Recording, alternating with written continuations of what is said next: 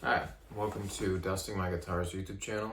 Today we're going to be comparing two Gibson ES-335s. One is mine, which is a 2001 Gibson Memphis ES-335. I did put Sheptone Blue Sky pickups in it, which are Dickie Betts inspired. They sound amazing. And it had black knobs, which I replaced with gold reflector knobs. Other than that, completely bone stock. And we will be comparing that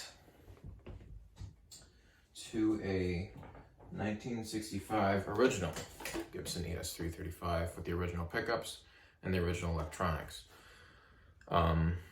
This one is actually 64 spec, meaning the nut width is a little bit wider than on the typical 65. Makes it a little easier to bend and such. It has had a refret, and it has had the Maestro tailpiece removed. You can see the hole filled there from that, and the other ones are having a hard time getting picked up. But anyway, that was removed, and when that was removed, the tailpiece was moved further back than is typical on a 335. So this one, the tailpiece on this one, is closer in line with the volume pot as opposed to mine, which is closer in line with the toggle switch. So I do think that adds a little bit of difference in tone, as does Larry Carlton. Larry Carlton's 335 is set up like that as well as Rick Beato's 64, 65 SG. So it does add a little bit of difference in tone. How much of a difference, that's for you to decide. For this setup, I will be lowering the pickups further into the body in this guitar to match up closer with the vintage one. And one other thing I would like to mention is that this guitar is strung with 11s, whereas the vintage one is strung with 10s. The reason for this is that I think this guitar sounds much better with 11s. I've had different gauges of string on it, and I think it works best with 11s, so I wanted to give it its best shot, basically. The 65, I did not want to change the strings on because it is not my guitar. So I don't want to mess with someone else's setup. I'm going to leave it the way it is. Other than that, I will be playing through, let's see if I can get it in frame, that Marshall JCM 900 right there. And I will be miking it with two Shure SM57s. And yeah, let me know what you think in the comment section below. Let me know which one you prefer. It's going to be real interesting. All right.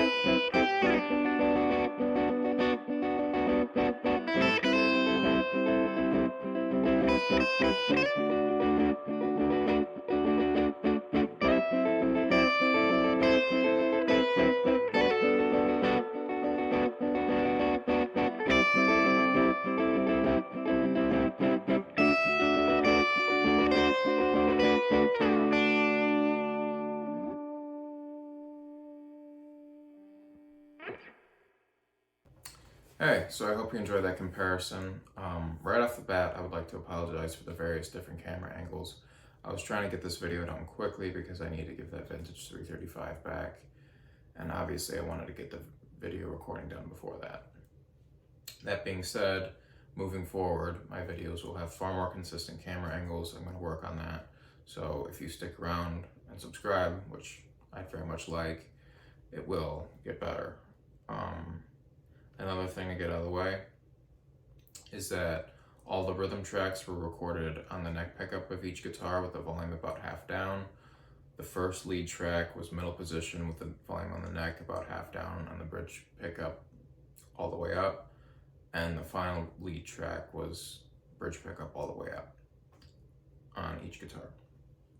So that's that. Now when it comes down to which guitar I prefer, I go back and forth. There's things about each that I like a lot. For one thing with mine, it definitely plays better. There's a video of George Benson where he's talking about one of his signature Ibanez models, and he says the notes just feel like they're waiting for him when he reaches them. And that's how it feels like with my 335. It feels like when I'm playing it, that the notes just wait for me, and when I reach them, they sing out and they bloom. It definitely has better sustain, and it seems to ring out better. And that could be the 11 gauge string, or it could just be the nature of the guitar. I tend to lean more towards the nature of the guitar.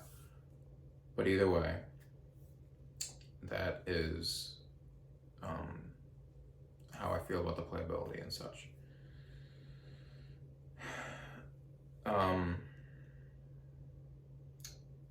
The bridge pickup on the 65 is something special, man. I love that pickup. I don't know who wound that pickup in the Gibson factory that day, but I hope they got paid well that day. Because that pickup has an amazing, almost Telecaster quack to it. It sounds like Jimmy Page. I've played other Pat number Gibson pickups from that era, from 65. They do not sound like that. That pickup is something special, man. I don't know what that thing was exposed to in its life. I don't know if it's just the way it was wound. I don't know, man, but that pickup, it sounds absolutely amazing. I'm hoping it comes through over video, but in the room, I was blown away by it. The neck pickup on the 65 is definitely a lower output than the neck pickup on mine, but I prefer the neck pickup on mine. And that's just a salt to taste thing. I like neck pickups with a little bit more output, especially for chords. Oh, that was another thing. I did a little comparison just for myself before I started the video, and at that point I hadn't lowered the pickups in my 335 yet. That made a huge difference. Before, it was much gainier and it was much further apart in tonality. Once I lowered the pickups into the body, it allowed the guitar to be more open and the comparison closer. So if you're having issues with your pickups being too gainy, I would recommend lowering them into the body.